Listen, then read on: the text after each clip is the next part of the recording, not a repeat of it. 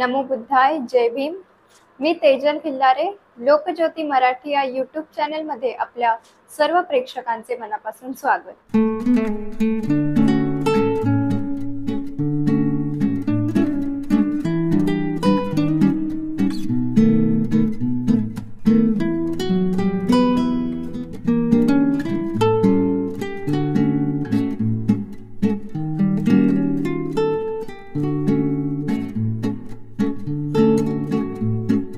महामंगलसूत्र पाली भाषेत आहे. तथागत भगवान गौतम बुद्धांनी अनेक सूत्र वेगवेगळ्या सूत्रातून धम्म आपला सांगितलेला आहे आणि त्यामधले हे महामंगलसूत्र हे पाली भाषेमध्ये सांगितलेले आहे. सूत्र म्हणजे उपदेश आहे तथागतांनी दिलेला.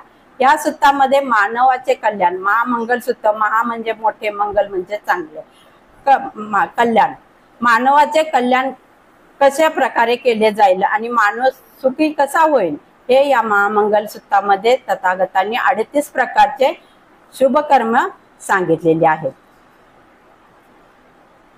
आपल्या विहारामध्ये वंदना घेतली तेव्हा महामंगलसूत्र घेतो, परत आपण घरी वंदना घेतो तेव्हा सुद्धा महामंगलसूत्र घेतो. आता डॉक्टर बाबासाहेब आंबेडकरांनी तेव्हा धम्म स्वीकारला त्या वेळेला सांगितलेलं होतं की ते लग्नविधीच्या वेळेला सुद्धा महामंगलसूत्र घ्यावे, बोलले जावे.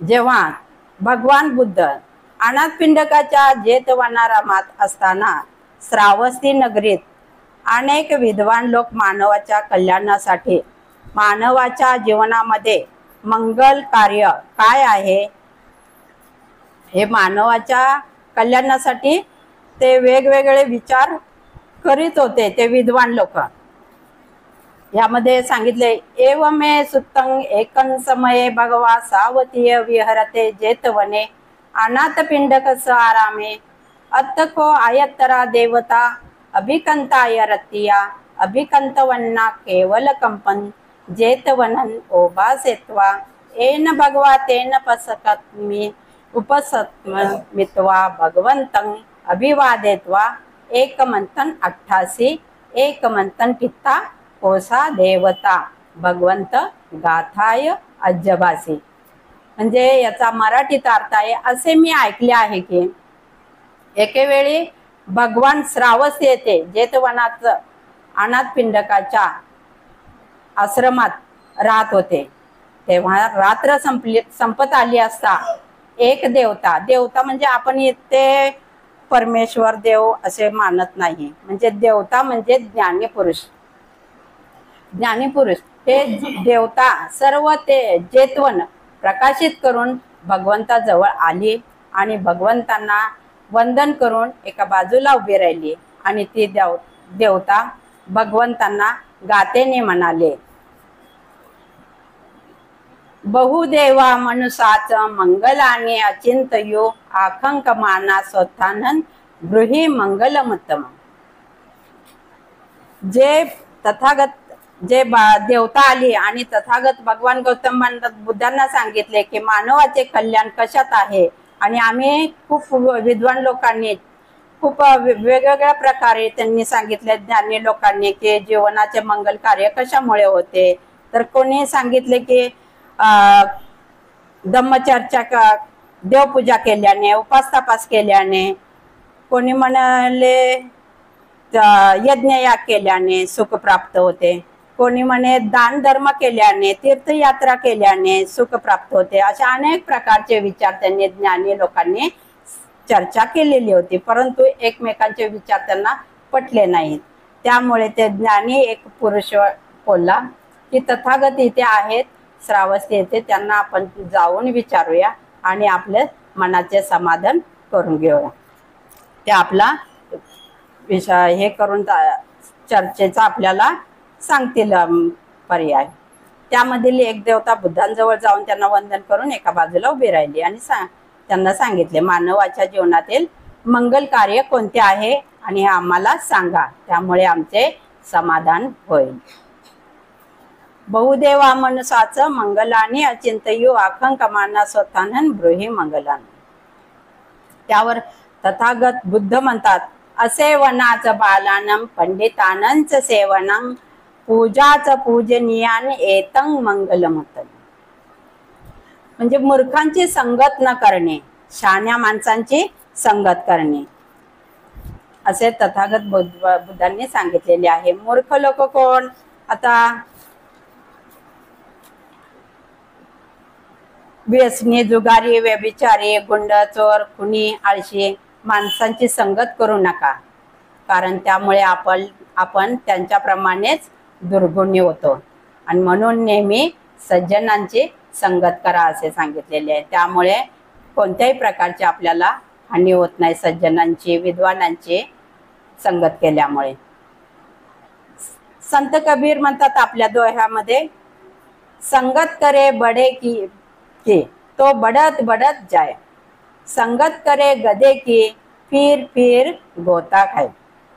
एक म्हण आहे, सज्जनाचे चाकर व्हावे परंतु वेड्याचे धनी होऊ नये, त्यामुळे मनाला दुःख होईल. वेड्याबरोबर आपण वेड्यात जमा होतो. तिसरे आहे, पती रूप देश वासोच पुबेच कतपुयता अत समापनिधीच एतं मंगलमतम. मराठीत त्याचा अर्थ आहे, अनुकूल स्थळी वास करणे म्हणजे चांगल्या ठिकाणी राहणे, त्यामुळे शुभ गोष्टी संपादन करणे, स्वतःला सन्मार्गावर लावणे. म्हणजे ज्या गोष्टी आपण राहतो तिथे त्या लोकवस्ती चांगली पाहिजे, त्यामुळे आपल्याला आपल्या मुलाबाळांवरती संस्कृती चांगली घडते आणि आपला परिवार, मुलाबाळांना चांगले संस्कार मिळतील. आणि अशा ठिकाणी वास्तव करणे हे उत्तम मंगल कार्य आहे.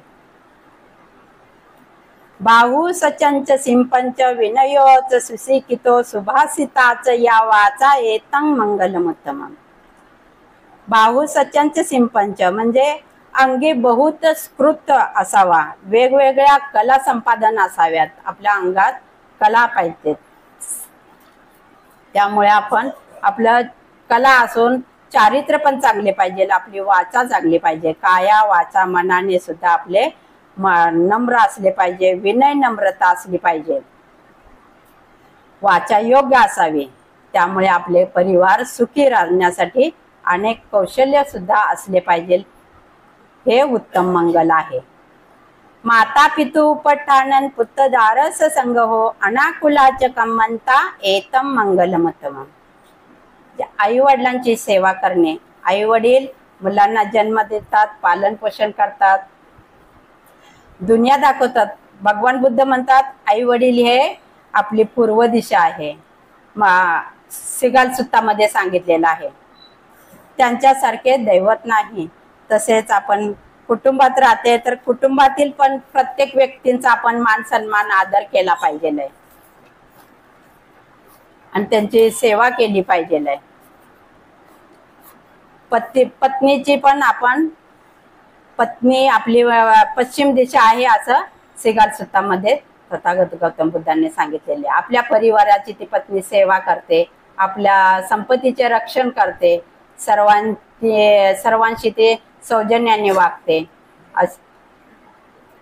आणि वृद्धापकाळात सुद्धा आपल्याला सेवा शुश्रूषा करते. म्हणून या सर्वांची, मुलांची, पत्नींची सेवा करणे उत्तम मंगल आहे. हे सुद्धा दानंच धम्मचर्याच यातकानंच संगो अणुवंजाने कम्मानी एतं मंगलमुत्तमम्. मराठीत अर्थ आहे, दान देणे, धम्माच्या मार्गाने जाणे, नातेवाईकांना घेऊन त्यांच्या सोबत राहणे, त्यांचा आदर सत्कार करणे, कल्याण मित्र बनवून त्यांचे संगोपन करणे आणि कुशल कर्म करणे, वाईट कर्मापासून अलिप्त राहणे हे सुद्धा उत्तम मंगल होय. आरती वीरती पापा मज्जपानाच संयमो अपमादोच दम्मेसो एतं मंगल उत्तम. प्रमादी आयुष्य जगणे बऱ्याच लोकांना आवडते. समजा आपल्याला सुट्टीच्या दिवशी आपण काय करतो, आराम, आज सुट्टी आहे, आराम करूया, सर्व कामे आपण आपल्या वेळेनुसार करूया. आपण जसं आपण काय रोजच्या सारखं आपण करत नाही, आळस करतो आपण. म्हणजे त्या आळशी माणूस शेवटी काय करतो, बरबादीला जातो, आपली हानी होते. त्यामुळे हे काया वाचा मनाने अकुशल कर्म न करणे, मद्यपान न करणे, धम्माचे पालन करणे आणि धम्म कार्यात तत्पर राहणे हे उत्तम मंगल कार्य आहे. 8 गारवोच निवातोच संतुटीच कथयुता कालेन धम्म सवनं एतं मंगल उत्तम. गारवोच गौरव करणे, नम्रता बाळगणे, संतुष्ट राहणे, केलेले उपकार स्मरणे, योग्य वेळी धम्मश्रवण करणे, हे जो माणूस करत असेल त्याचे कल्याणच आहे. आणि बऱ्याच लोकांना गर्व असतो सुंदरतेचा, आणि कोणाला गर्व असतो काळा गोरा, त्याचा सुद्धा गर्व असतो, कोणाला पैशाचा गर्व असतो, कोणाला जातीचा, कोणाला ज्ञान असतं. मला ज्ञान आहे, मी खूप प्रवचनकार आहे असं गर्व होतो. म्हणजे मी नाही बर का पण ज्यांना प्रवचनकार आहेत, म्हणजे काही लोकांना वाटतं असं की मी खूप सुंदर आहे, मी छान आहे, माझं असं. तसा गर्व अहंकार नसावा. तो अहंकार भगवंत म्हणतात अहंकार टाळला पाहिजे. वेळोवेळी धम्मश्रवण केले पाहिजे. अरहंत पदाला जाण्यासाठी आपण 4 पायऱ्या आहेत. श्रोतागामी बुद्धांनी जेव्हा शिकायला गेले होते तेव्हा त्यांनी काय केले होते, डायरेक्ट शिकले. प्रथम आलारकाला मोदक रामपुत्र यांच्याकडून ते ऋषीमुनीकडे जाऊन प्रथम शिकले आणि नंतर त्यांनी धम्म आपल्याला सांगितलेला आहे. प्रथम शिकून त्यांनी अभ्यास त्यावर केलेला आहे. 9 खंतीच सोवच सत्ता समन आनंच दसनं कालेन दबसा कच्छा एतं मंगल उत्तम. खंतीच म्हणजे क्षमाशील असणे, सोवच सत्ता म्हणजे आज्ञाकारी असणे, कालेन धम्मसा कच्छा म्हणजे वेळोवेळी धम्माचे प्रश्नांचे निरसन करणे, हे चांगले आचरण करणे, धम्म आचरण करणे, क्रोधावर संयम ठेवणे हे उत्तम मंगल आहे. तपोच ब्रह्मचर्याचं आर्य सच्चान दसनं निब्बाण सच्ची क्रियाचं एतं मंगल उत्तम.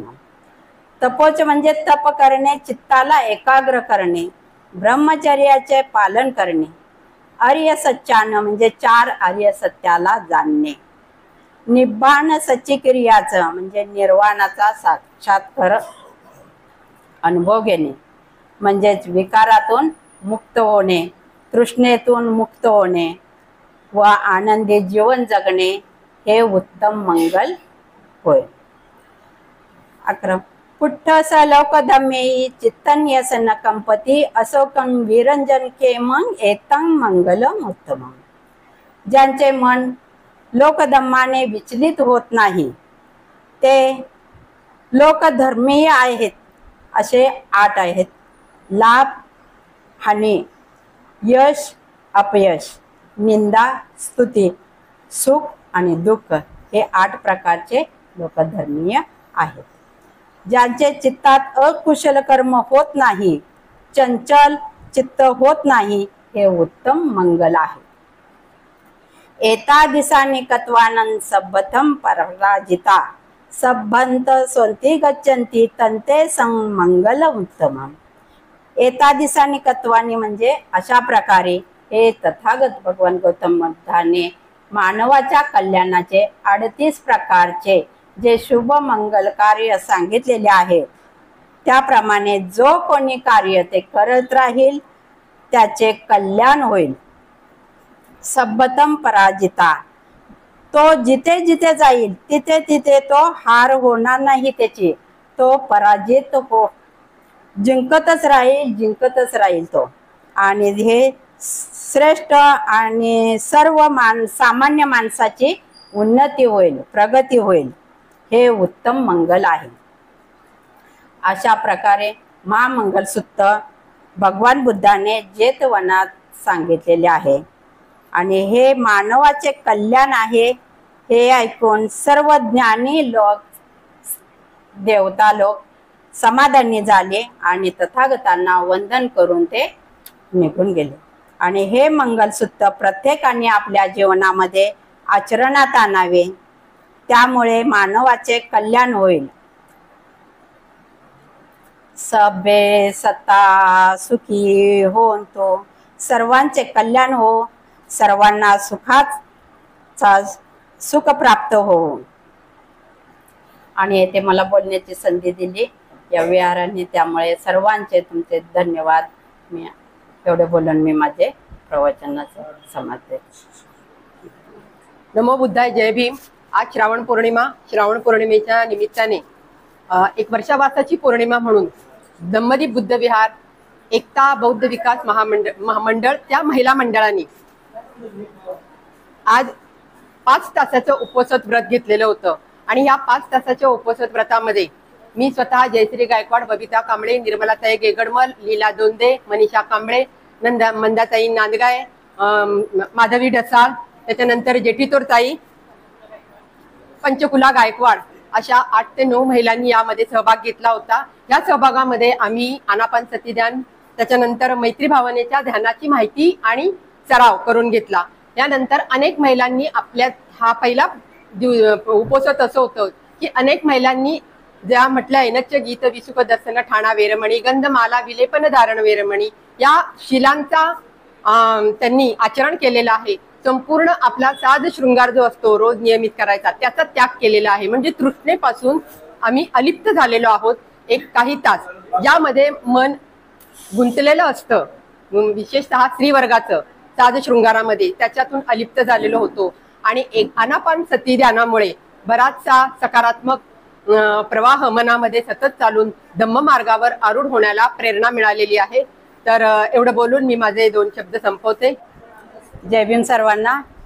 श्रावण पौर्णिमेच्या या वर्षावासातील श्रावण पौर्णिमेच्या तुम्हाला खूप खूप मंगलमय शुभेच्छा.